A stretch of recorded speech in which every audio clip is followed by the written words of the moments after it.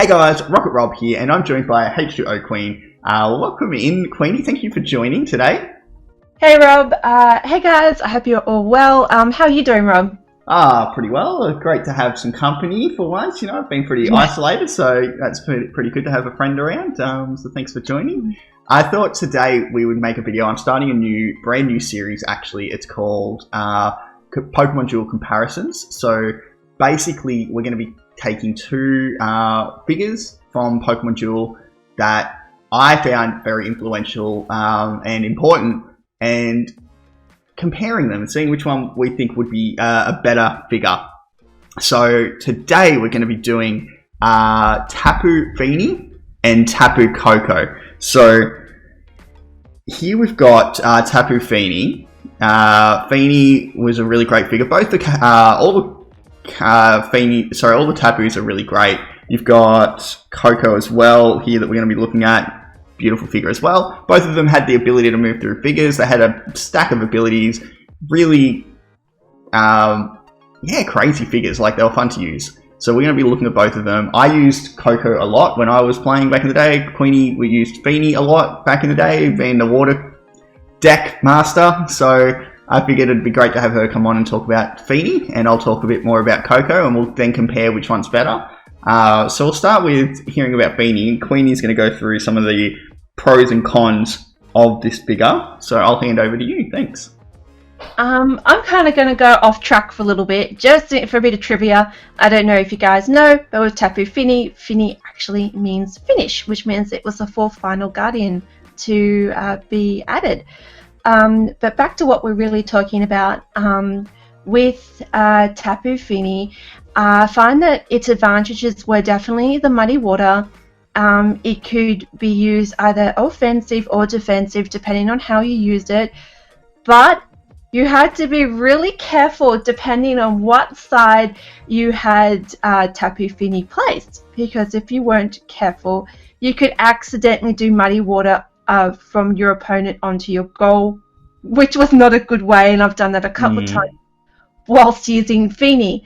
But what I do like is that it has a lot of ability. Every single wheel size, except for Miss, does have an ability. We have Muddy Water that managed to move two figures two steps away, and it wasn't just one but two Pokemon, which was pretty awesome. Dazzling Gleam, I think, was it the ability to change gold into white, or did it just make it? No, basically after the attack finishes, the opposing Pokemon spins, and if it spins a gold, they're knocked out. Right, so it was trying to counteract, because there was quite a lot of gold wheel sizes at the time, Rob, when it came out, and also to you guys as well, that it was, so the annoying part though was that, sometimes it, even if it got above 79, it was more so meant for attacking against those that were of a similar attack damage. But anyways, getting back to what it really is about, it is a very, very good wheel size and definitely very handy against Mew.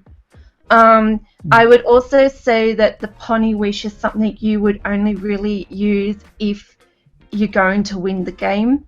I wouldn't use that recklessly, or unless you need to save yourself from a loss of a game. But Fini definitely did benefit from having two on the team, because in that way you could cycle out. Sorry about that. Also, plates were very good at making Fini shine, as well as with different types of water that synergize with Fini. And the good thing is with Fini is that you could use a lot of varying different water types, and even some other types as well, such as fairy, that would complement Fini, and that was very good. Awesome. However, there are a lot of, not I would say equal, but there are some weaknesses to Fini too, but I think the strengths outweigh the weaknesses to Fini. Awesome. Well, thank you very much for that wrap there, Queenie. So just to quickly go over it, its abilities are that it can move past figures on the field. Water-type Pokemon can move straight off the bench. So if your entry points are covered, you can bring your water figures straight onto the field, which is really, really useful. I hated having to deal with that.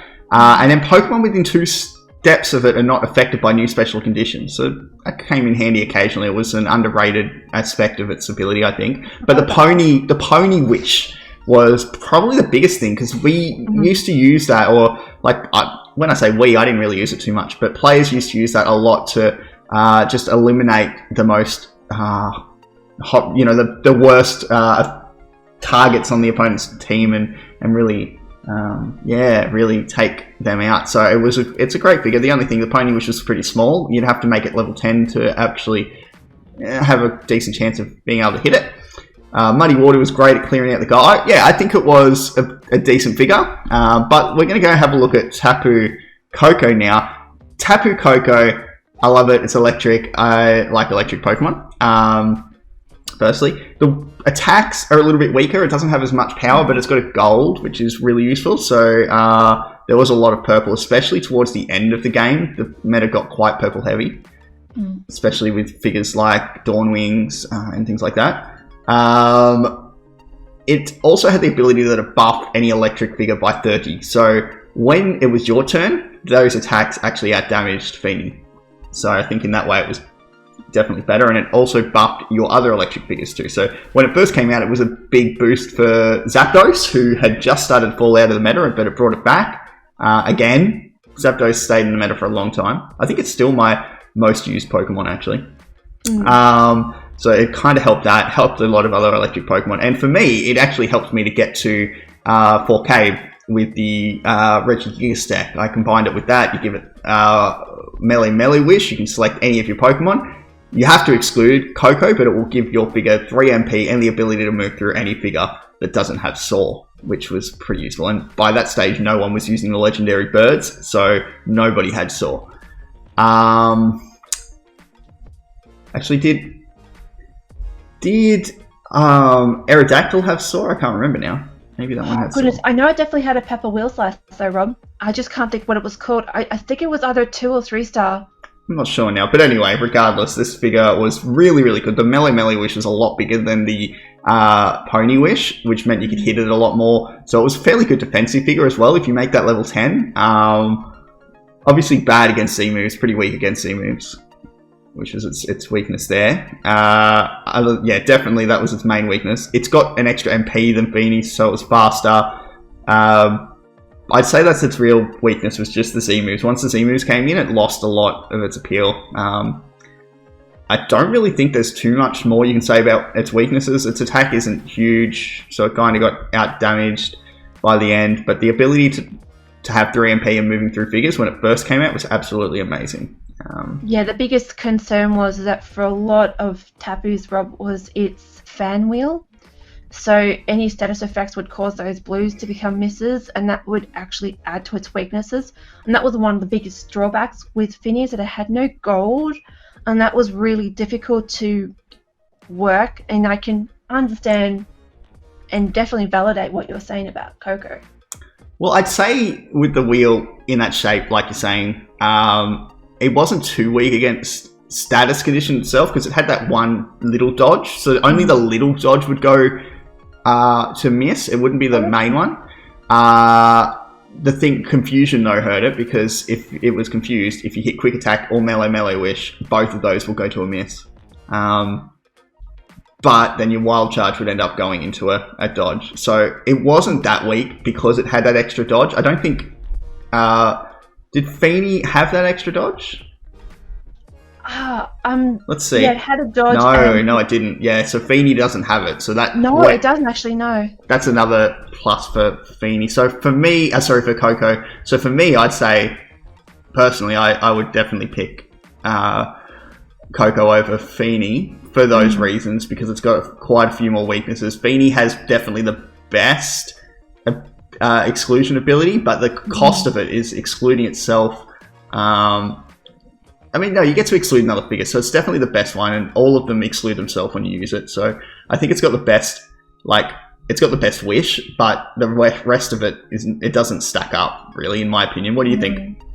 Yeah, I definitely agree with you. Like, the biggest thing that's going for Koko is its gold, and it also has that dodge wheel size. As much as I love Fini, you know, a lot of varying circumstances, like, you know, status effects, also depending on what your opponent was running at the time, also affected your use. And if you got hit by a very heavy gold team, would be a very big drawback for Fini, unfortunately. But Yeah. Fini has its strengths just like Koko, and Koko has its weakness just like Fini does. Yeah. All right. Well, thank you very much for that wrap up, guys. I'd love to hear what you think. So if you could leave a comment down below, let us know which one you think is better. And please and make why. sure to give a subscription to Rob, and make sure, and also just to leave a comment below, and to keep following and see what this series brings next. Yeah, and don't forget to also subscribe to H2O Queen. Her link will be in the description below as well. And you probably have already figured it out, but she's not actually here. This is magical digital technology. Unfortunately, COVID means I can't actually have guests over, but it's pretty close. So, Well, we can make way. but thank you very much for digitally coming in, Queenie. No worries. And to everyone else, don't forget to like, subscribe, and hit that notification bell. And I'll see you on our next video. I'm also going to be doing an update on Pokemon Duel. That may have already come out. I don't know what order I'm going to be putting these videos out, but there'll be some more content coming up soon. So keep an eye out, and I'll speak to you all soon. This is Rocket Rob and Queenie blasting off again. Bye.